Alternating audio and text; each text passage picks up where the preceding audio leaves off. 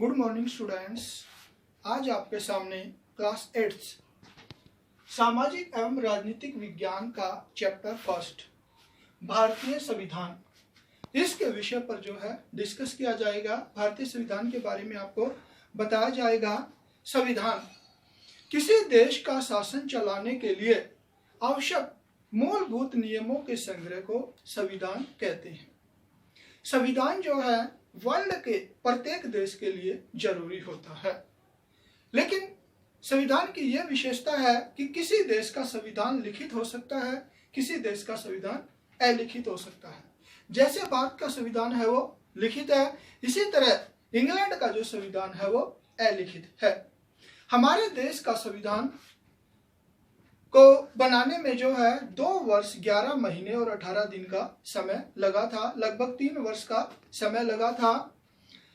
संविधान को बनाने के लिए एक संविधान सभा गठित की गई थी जो जुलाई 1946 में की गई थी।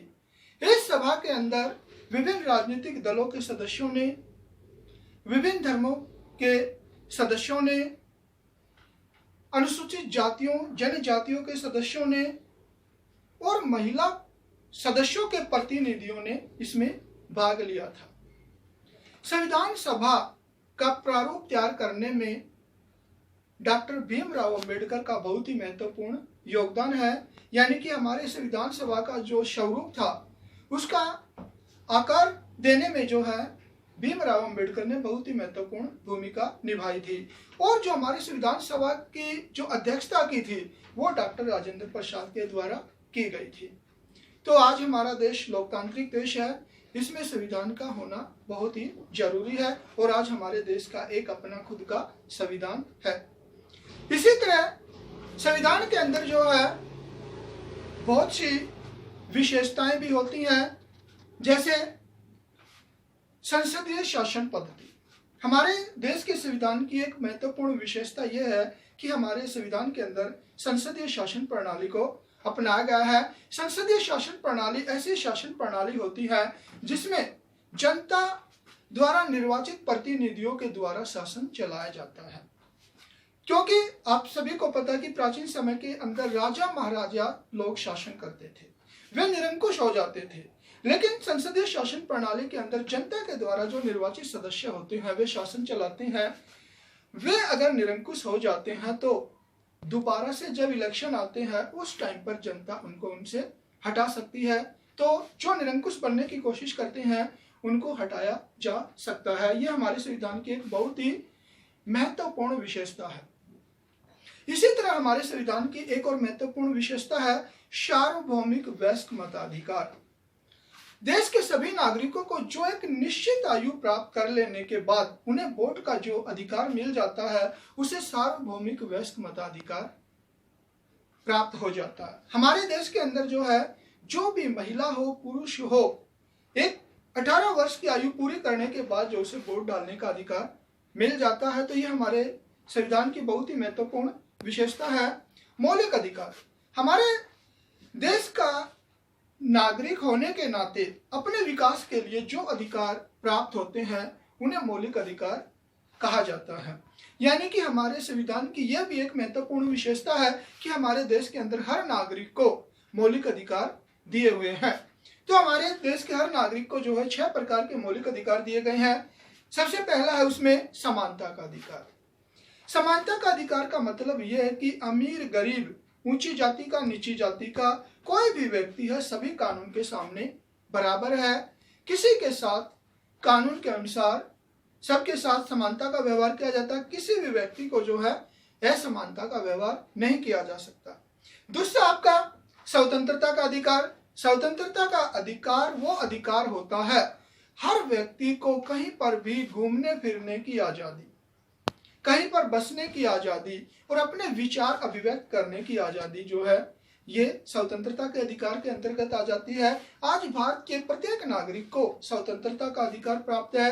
वो अपने विचारों को लिखकर, बोलकर या छापकर व्यक्त कर सकता है। इसी प्रकार देश के किसी भी कोने के अंदर वो जो है कहीं पर भी रह सकता है, कहीं पर भी व्यापार वगैरह कर सकता है। तीसरा आ जाता है आपका शोषण के विरुद्ध अधिकार। शोषण के विरुद्ध अधिकार का मतलब यह है कि किसी व्यक्ति के द्वारा किसी दूसरे व्यक्ति का शोषण नहीं किया जा सकता। जैसे कि प्राचीन समय के अंदर सामंत प्रणाली होती थी, उस टाइम पे जो है जमींदारों के द्वारा गरीब लोगों का शोषण किया जाता था, लेकिन हमारे संविधान के अंदर इस शोषण को खत्म कर दिया गया है। सभी व्यक्तियों को शोषण के विरुद्ध अधिकार दिया गया है। अगर कोई व्यक्ति किसी व्यक्ति का शोषण करता है तो न्यायालय का दरवाजा खटखटा सकता है।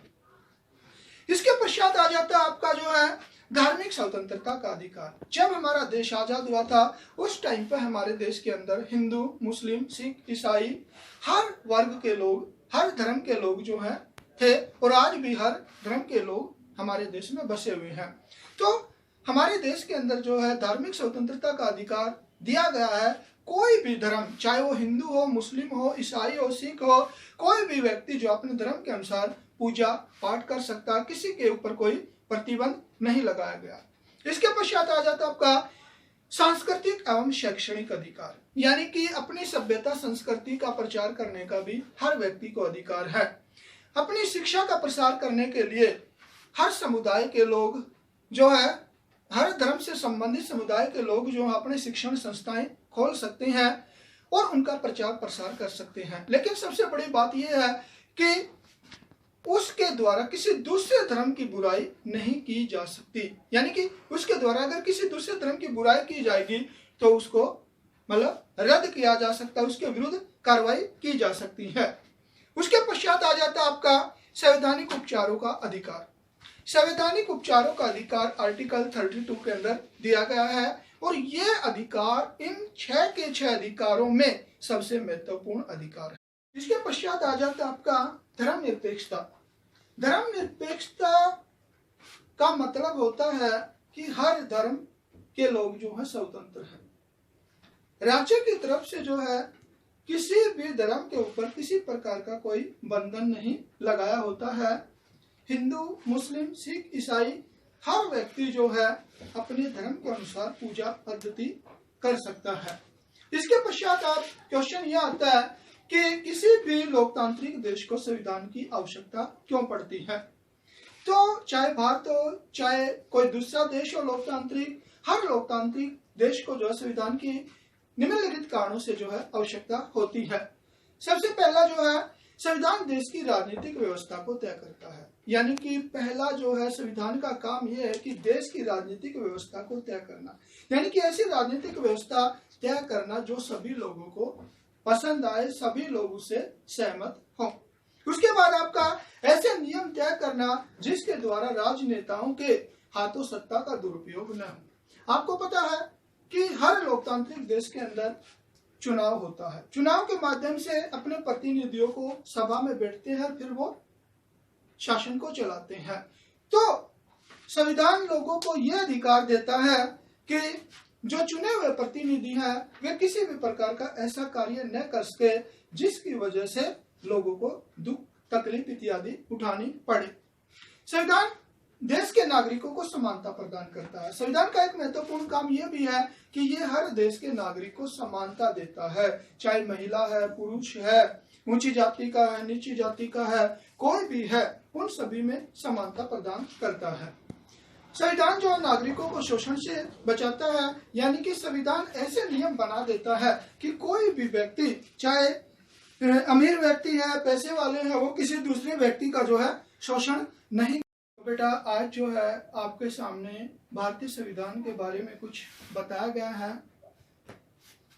इसको आपने चैप्टर फर्स्ट घर पर किताब में जो है स्टडी भी करना है और इसके क्वेश्चन भी जो है लगभग इसी के अंदर आ गए हैं, वे क्वेश्चन भी आपने जो है याद करने हैं। Thank you.